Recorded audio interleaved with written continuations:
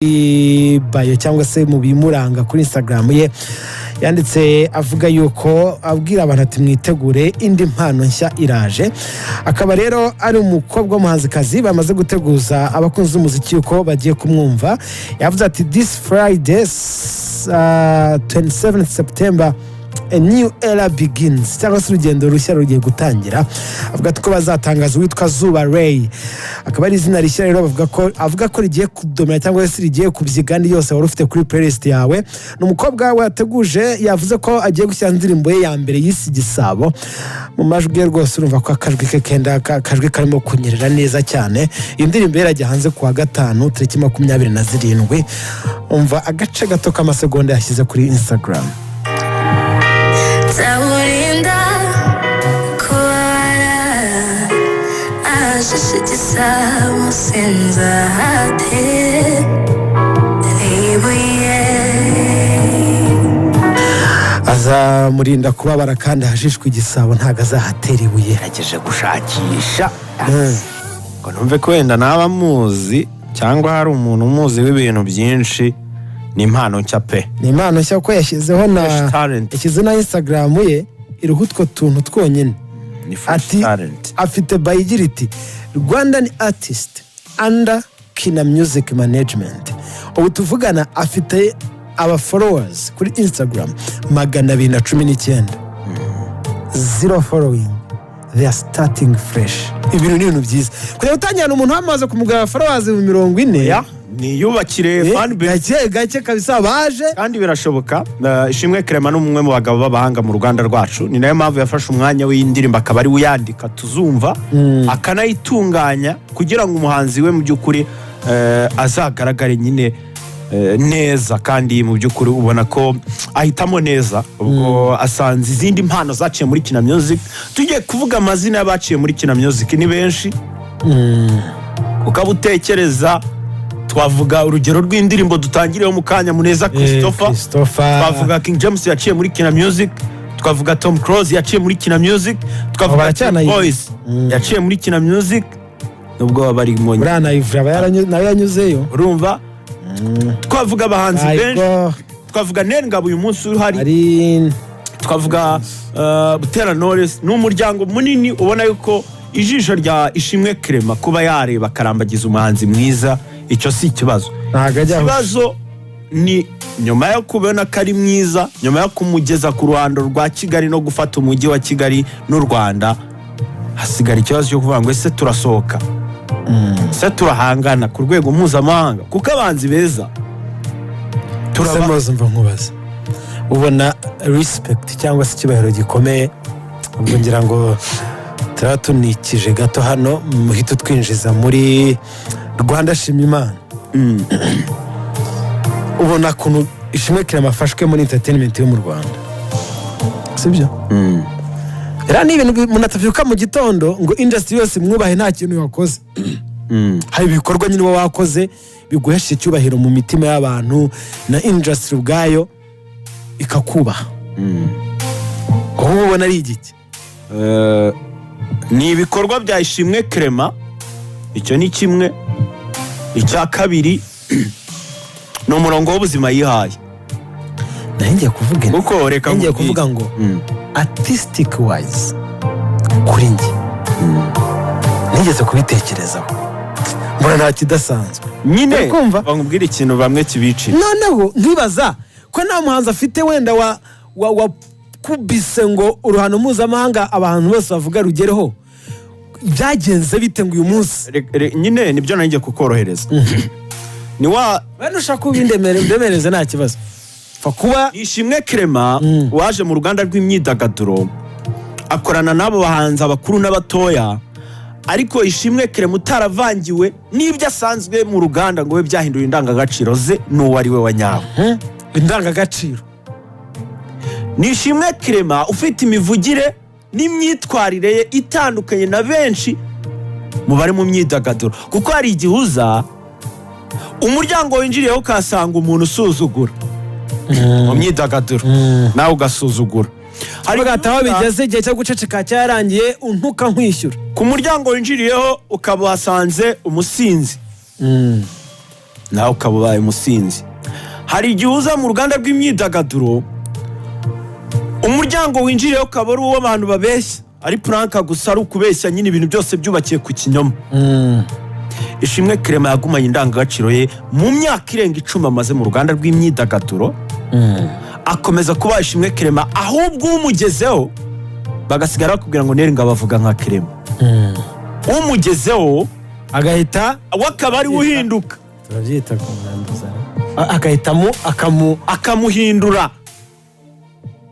Ni Ishimwe Clement ureba ukabona kuva yahura na Butera Knowless. Ariko ako kantu ko kuvuga ngo umuntu umugeze aramuhindura ntabwo gafite amanota menshi. Kubera iki? Kubera yuko n'ubundi abagenda benshi bari fresh, sibyo? Basanga nabo bitwara neza. Nta muntu yafashe witwaraga nabi ndagurugero kamuhindura yitware neza. Oya ndakorohereza, nyorohereza. Fata Knowless wa mbere ya Ishimwe Clement. Ni iki cyamuvugwagaho? Gute yatwaraga ibintu bye? Yari umuririmbyi umeze gute? Uraza gukuramo icyo gisubizo icyo uri kwibaza, sibyo? Ni bande mugendana? Clement aragufata akaguhindura nabo mugendana. Akavuga tukwiye kuzengurutswe n'abantu bibazima bafite imitekerereze bubaha akazi. Clement y'umukereje iminota 5 muri studio arakubwira ati subirira uzagaruka wamenye ko ibi bintu ari akazi. Babitubwiraga turi kumwe. Ubwije rero iyo consistency y'imyitwarire, umuntu aje mu myidagaduro agakora ibikorwa bikaba bihari kuko nabyo birahari, akagira n'indangagaciro n'icyerekezo cy'ubuzima kiri kiriya. Mu yandi magambo success yo mu y'akazi y'umuziki n'ibindi ntago ihuzwa cyane n'icyubahiro muri industry. Yego, muri make ukoze ibintu ku rwego rwawe ushoboye gukomeza ugakora, ukagira imyitwarire myiza, yego, ukagira na consistency yo myitwarire, nta cyabuze industry kubaho umuntu, nta cyakubuza kubaho. none abanza yibuzwa n'iki rero? Bikomeye kuko nakubwiye ngo urugi winjiriyemo mu myidagaduro n'intego zawe zitari clear, utazi neza icyo ushaka. Woza mu myidagaduro ubundi uko bigenda gutangira k'umuntu mu rugendo rw'imyidagaduro, kubwiza ukuri ko badatekereza ko agiye gukora amafaranga. Benshi baza batekereza ko ariko ngira ngo ibyo bintu bihuriye n'izindi industries nyinshi. Yego, ibyo ni bisanzwe. Navuga ati nagiye ngewe n'urugero nagiye muri ngiye kumenyekana. Reka rero nkubwira ikibazo. Ngiye kumenyekana, nimara kumenyekana wenda nzabona utwo kurya. Ngira ngo umuntu nta muhanzi utaza avuga ngo n'ibihumbi 10 babimpaye ndanezerwa, n'ibihumbi 50 bikagera igihe akazamura urwego agatekereza miliyoni n'ibiki n'ibiki. Muri uko kuza uvuga ngo ngiye gukora nshyire ikindi mo hanze, muri uko gukora haba hari abantu bo mu myidagaduro ukeneye gukorana nabo. Yego, aho ngaho niho benshi bapfira. Nuhurira na PDD. Nuhurira na PDD. Akakubwira ati hari ukundi bikorwa kuko na formule ihari. Iyo ari ibintu bavuga ngo uragenda ukaya muri studio ngo ukaza bakora interview kuri RBA ngo ukavayo, we umuntu arakubwira, urabisanga bakubwira ngo ukajya kugihe barakubwira bati hari agaformule barakubwira ngo x plus x bibyara 2x kwa Clement n'urugero, ugahengukira kuna akubwira ati ibyo ni ibikisi, ahubwo 3x minus 2x cyangwa 3x minus x bibyara 2x, resultat dushaka ni 2x twese. Ariko aho umuntu akunyuza aho ngaho, aho yakweretse mwanyura icyo fano kakwereka kuntu uzajya kuri ya bw'amarusha. Ubwo rero icyo twagenda kuvuga tuvuye kuri iyo ngingo, ngira ngo uko byagenda kose nta muntu utifuza kubahwa muri industry arimo. So abantu bakombe bongere ba revising abasana. Twagiye rero twujyane muri Rwanda Shima Imana. Rwanda Shima Imana. Uyu munsi saa 4 za mu gitondo nibwo kuri stade Amahoro i Remera, stade nshya ivuguruye, stade nziza, abazi ku marembo main gate, ya gate n'ubundi yari main. Gwaheruka mu minsi ishize arahita byumva neza, niho winjirira media area n'ubundi raho hafi neza ukinjira hariya rwose harateguwaho abanyamakuru bagira bakaganira areba iki gice cyo mu migina. Niho winjirira, niho bashyize abanyamakuru, niho winjirira sibo babashye nyine aho hantu hareba mu hafi